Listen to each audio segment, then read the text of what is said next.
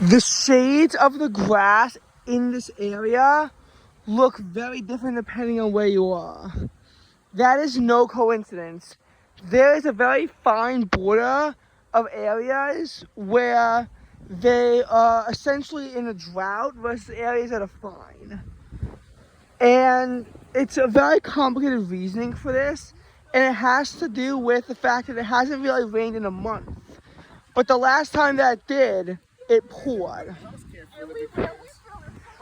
Like, you look at this across Long Island, and you see that in all likelihood, you know, this is the driest stretch we've been through probably since the summer of 2022. I mean, I know that it was really dry for a while in May 2023, but at least it wasn't as bad as this.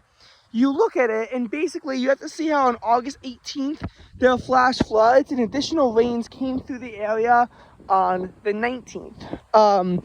There was over 2 inches of rain in the city, over 4 inches where I live.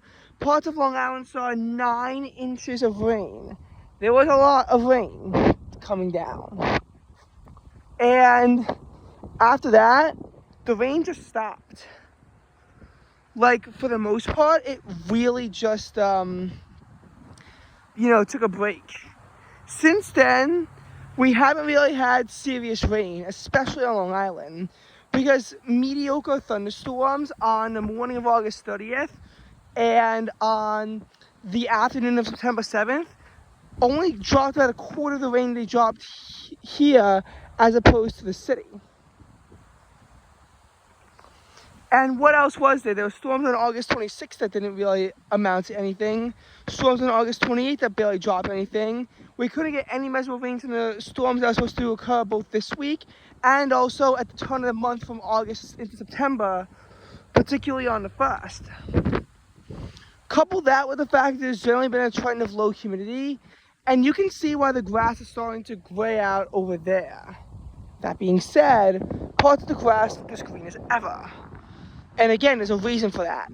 It's how much moisture they were able to tap into during the wet periods. Because if this was a case where it was just one big rain event, and that's all there was, we'd be in a drought. It hasn't rained in a month, and all there was, one big rain event in the past month. That is not true, however. It's actually been, after quite a dry June following a May that was close to average and a July that was only slightly below average, the rain just turned itself up in August. August 2nd, we saw severe thunderstorms at night. August 3rd, there were severe thunderstorms at night. I was going to get a video of me walking through one, but I decided getting home safely is more important than the content. August 4th, there were some isolated showers. August 6th, there were really bad storms that broke out at night. And then we had light rainfall on the 7th, 8th, and 9th. So 4 days in a row of rainfall, although the rainfall from Debbie was thankfully much tamer than expected. A big sigh of relief after the flash floods came through our area on the 6th. And after that, we had a dry week for things to dry up, which is actually a good thing when you look at the drought compared to that, because at least the rain on the 18th was able to, at first, sort of seep into the ground. It wasn't like one of those cases where you overrun it with rain, it runs off, and it doesn't even get absorbed in the soil. Most of it was able to get absorbed in the soil, not a ton of it ran off. Still, you see the thing about how it was, excessively wet in August. And there was even some rains at the end of the month, but in September, it's just been very, very dry. Again, the last time we even had rain cross through the area was September 7th. It was supposed to rain a bit on Tuesday, Wednesday, Thursday, Friday, and we got none of that. And what do we get instead? Really warm temperatures, the final taste of summer.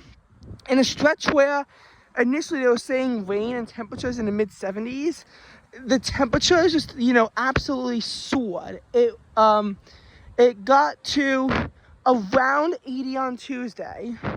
Wednesday tempered down a bit, but was still in the upper 70s. Thursday made a jump up to 84 in the city, 87 at Kennedy Airport, which is really rare this time of year, and got close to record breaking. And even where I live, in the farming area, it hit 86. The next day, on today, highs were 81 consistently across the area. Kennedy hit 84, which is 1 degree off from a record. And again, this isn't like it's occurring in the, month of August. This is September. And it's not really supposed to be getting this hot, this late in the year.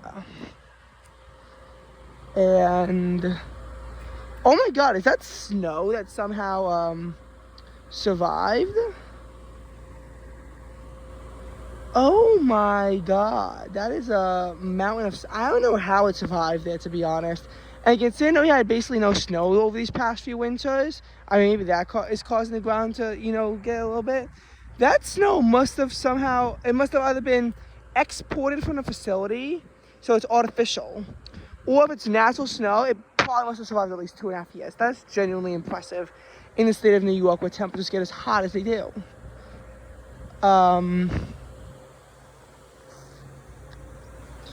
But I mean, it's just like, it's been dry. And in some areas, you can even start to kick up the grass. It's been that dry. Here, not as much. But you can definitely start to see the impacts of, the dry conditions. Now, is this pattern supposed to end? Thankfully, yes. Wednesday, Thursday, all looking to be rainy days with high temperatures around 70. So there will actually be fall-like weather. Like, eventually the summer-like pattern is going to end, and fall will invade on through. But the pattern for September has just been so weird, because it's not even like we've had any excessively hot days. The highest temperature in New York City in September is likely going to be 84 degrees. And even that was a bit of a surprise, considering that at first I thought it was probably going to be the 83 that it hit on Saturday. The fact that it actually even got as warm as it did, bit surprising in my opinion. Bit surprising. But obviously, there's been a lack of rain, and the humidity's been low, so it's really drawing everything out, and it's really forcing to tap itself into the full extent of the rains that came down, in the flash flooding events of August, particularly on the 18th, but also early in the month too. It's really being forced now to just dig down all the way into that groundwater that, it's evaporating too.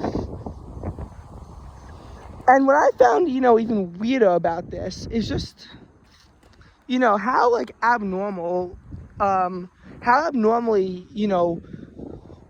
consistent these temperatures have been, because usually you don't get temperatures like this. But during the stretch, we had one day where there was a high of 69 degrees and a low of 55 degrees in the city. Where I live, I think the low dropped to 54, but the high made it to 71. But besides that, the high temperatures have, really consistently been in the mid 70s to low 80s range for the most part during this stretch. Low temperatures, again, they're really moderating, because a lot of times they're hovering around 60. This week they did take a bit of a jump up though. But still, it's not even like it's there's anything excessive going on either end. It's just been this weird stalled pattern of just, in general, this just really bland weather. And it's starting to not be great. It's starting to really show how ugly these weather patterns can be. Because to some, this seems like an ideal fall weather pattern, but when you're stuck in between the wedges of summer and fall, and it's not raining, and the ground is as dry as it is, like, this is the ideal fall, September that people dream of until you actually have to live through it. And then you realize it's not so nice after all. Now, what do I think holds for the rest of September? Well, I think a few things are pretty clear. The final day with a high of 90 degrees across the metro area, that's going to be the 28th of August. Well, I think there's a chance that we could squeak in another 80-degree day at some point, considering that, you always have to watch out for whatever October throws at you. I think that that's done with. Also, 7-degree low temperatures. I'm pretty sure the last time it's happening across, New York City, September 1st. And honestly, where I live, it might have been even earlier. But definitely, so September 1st, realistically, is the latest day it's been occurring for anyone, because since then, it's always been a couple degrees off. Where I live, actually, genuinely might be like the 28th or the 29th of August. Definitely the 28th. But you see what I mean? Oh, they even have the feet from the plate that all these balls go off of, the home runs. And I also feel like you're at this point of where, like highs in the 80s and lows in the 60s, they're going to be like, even though they're probably going to happen, they're going to be a lot less common than they were. Eventually fall will come through, even though I don't know what this wonky weather pattern has been. Eventually there's going to be a change to this pattern. This weather pattern is not holding up forever, but it's just been like a weird one that seems nice at first until you have to live through it.